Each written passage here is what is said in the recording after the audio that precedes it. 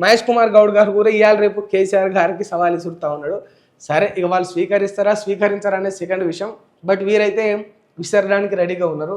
ఇక బీఆర్ఎస్ సభ utter fail అయిందా, utter flop అయిందా, లేకపోతే అట్టడుగున పడిపోయిందా అనేది ఇక చూసి రాడికి వచ్చిన జనమే చెప్పిర్రు, ఆయన స్పీచ్ చెప్పిండ్రు, అదంతా కూడా స్పష్టమవుతూ ఉన్నది. కానీ దేనికి సవాల్ వల్ల ఏం ఉపయోగం, ఎక్కడ ఏ రకంగా ఏం ఏం చేయాలనుకుంటారో చెప్పుండ్రి. అయితే దయచేసి ఆ క్లారిటీ కనిపించేటట్టు మాట్లాడరు. ఏ మాటలు చెప్పినా కూడా ఉట్టిగానే ఈ రాజకీయ నాయకులకు కొన్ని మంచిగా అలవాటు అయింది చూడండి. ఎవరైనా సరే సవాల్ అంటారు ఉట్టిగానే ఏదో ఒకటి కొంచెం. మరి పిఆర్ రాసిస్తాడా, మరి పిఆర్ కంటెంటా, లేకపోతే మరి ఇంకేదన్నా వీళ్ళకే అట్లా రక్తంలో పుట్టుకొస్తుందా తెలియదు. కానీ ఆ కద్దరు బట్టలలో దాగుంటుందో కూడా అర్థం కాదు.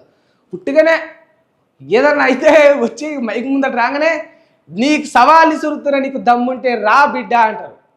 ఒక ఆయన బిడ్డ అంటాడు, ఒక ఆయన తమ్ముడు అంటాడు, నువ్వేం రబే అంటాడు. ఈ సవాళ్ళు ఏం ఉపయోగం?